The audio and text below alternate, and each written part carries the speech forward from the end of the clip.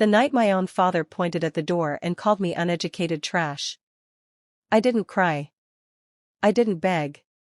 I didn't say a single word to defend myself.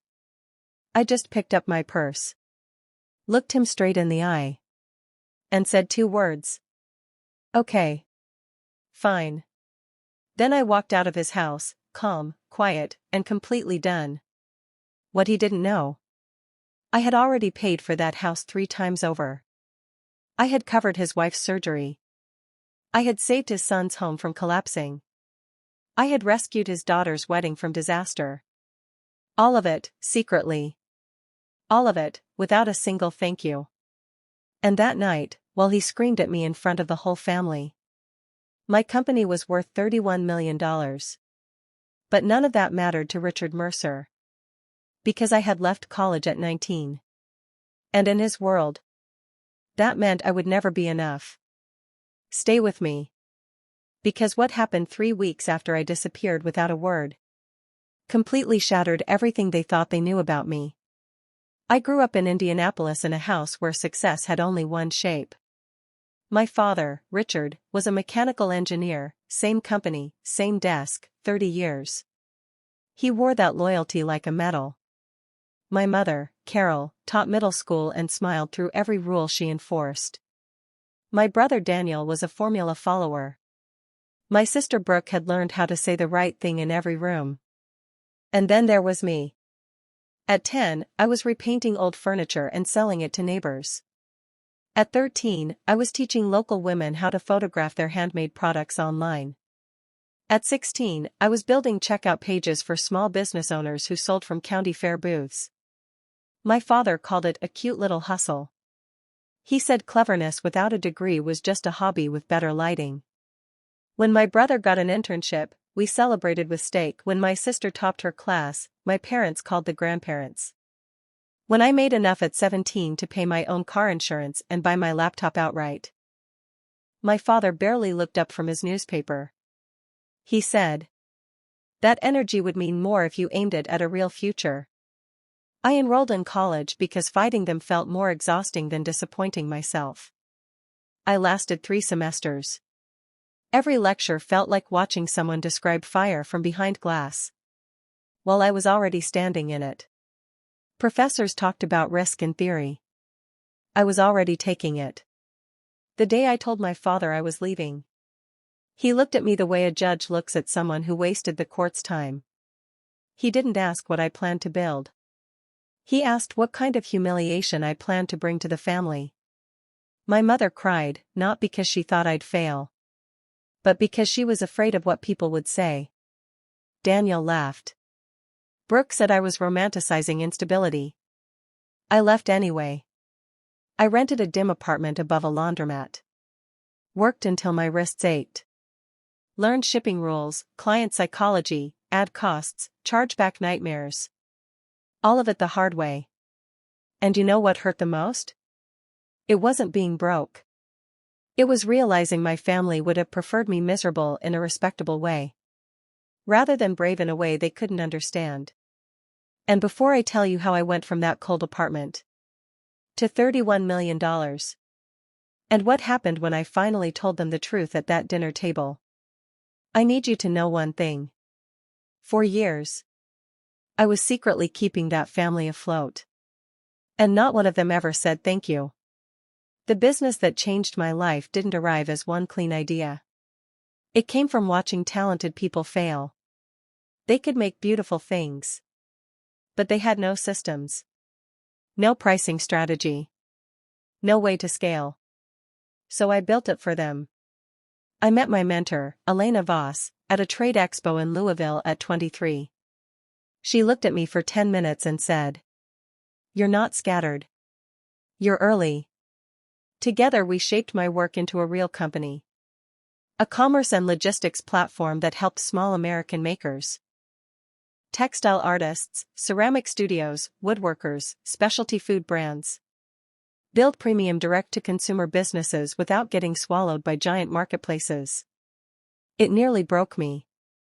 I maxed out a credit line once and spent 6 brutal months paying it off. I lost an entire holiday season to a freight disaster. I spent one whole winter wearing gloves indoors because I had chosen payroll over heating. But every setback taught me something no classroom ever could. By 28, a real headquarters, 41 employees, national distribution partners. By 30, I turned down 2 buyout offers, because I wanted control more than headlines. By 32, my personal stake in the company was worth $31 million. And my family? They still thought I sold things on the internet. I never told them the real numbers. I told myself I was protecting the relationship. But the truth was uglier. Some part of me still wanted them to choose me before my success made me undeniable. So I kept helping them, quietly. When my mother needed surgery and insurance stalled, a trust account quietly resolved the bill. When Daniel came up short on his house purchase, funds appeared through a family friend. When Brooke's wedding nearly collapsed after vendor costs jumped, the shortfall vanished before she had to cancel anything. My father once called himself the backbone of this family, while unknowingly driving a car I had paid to repair. I would send help at noon and be treated like the cautionary tale by dinner. The cruelest moment? When Daniel said he wasn't going to take business advice from someone who quit college and got lucky on the internet. My father nodded and said, "A degree teaches discipline. That matters more than hustle." I smiled like it didn't hurt. But silence does something dangerous when you feed it for too many years.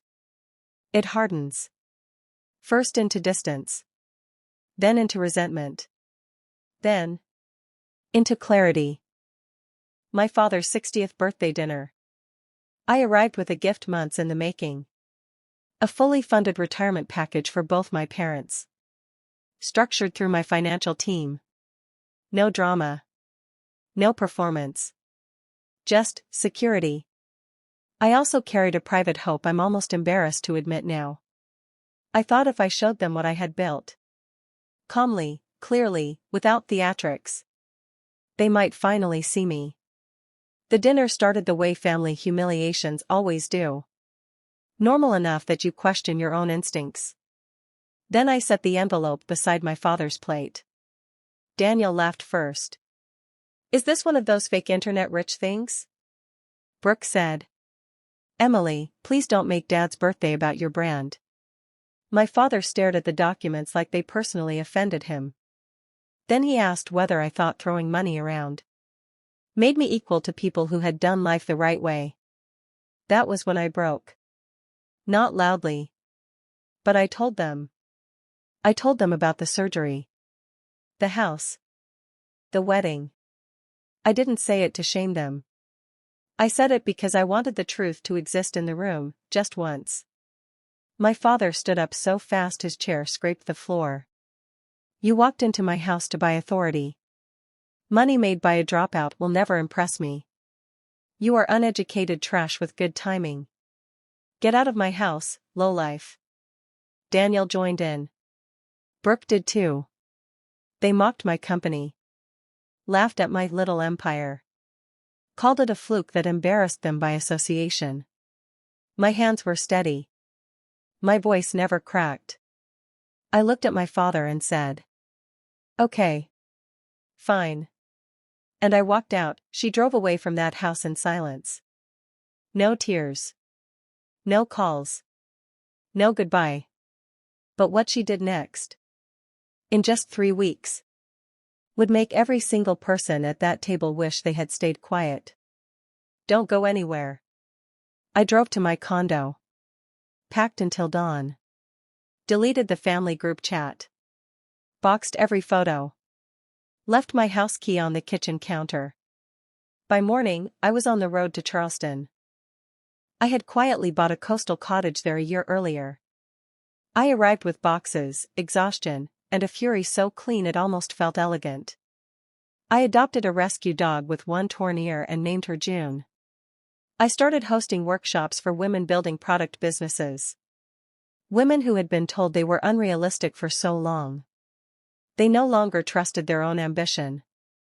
The first one was supposed to be 12 people. 47 showed up. 3 weeks after I left Indianapolis. Daniel showed up at my door. No apology. He opened with family. Then pivoted to a real estate deal gone bad. He needed a bridge loan. Just between siblings, he said. My CFO called while he was standing there. I answered on speaker, confirming terms on a 7-figure licensing deal. I didn't lower my voice. I didn't perform modesty anymore. When I hung up, Daniel was staring at me like he'd met a stranger wearing my face. I told him no. Not no for now. No. He said success had made me selfish. I said. Success didn't change me. It just made it impossible for you to keep pretending I owed you everything while deserving nothing. He left. And drove straight back to Indianapolis. And told everyone what he had heard. A month later, a regional business journal ran a feature on me. My workshops. My company's growth. My unconventional path. The piece was honest enough to sting. It mentioned, without naming names, that family skepticism can become a form of sabotage. When pride matters more than perception. That article got picked up nationally. A podcast clipped the interview. A newsletter quoted me. The people who love you are not always the people who know how to see you. By the second week, it had circled back to Indianapolis. Old classmates were messaging. Distant cousins were reacting to headlines. And my family, who had spent years treating my path like an embarrassment, found themselves standing in the middle of a story they could no longer control. My father's colleagues started forwarding the article with comments about how remarkable it was that someone from that Mercer family had built something so large without a degree.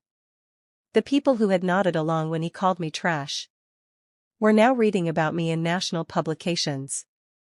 As for me, I wasn't watching any of it from a place of revenge. I was watching from my porch in Charleston. Coffee in hand, June curled at my feet. 31 million reasons to never need their approval again. Here's the lesson I want to leave you with. The people who dismiss you the loudest are often the ones who will need you the most. Stop shrinking yourself for rooms that were never big enough for you. Stop funding people who publicly shame you and privately drain you. Your silence is not weakness. But it should never be used to protect people who use your love as a leash. Walk out. Build anyway. Let the results speak for themselves. And don't look back. Until they do.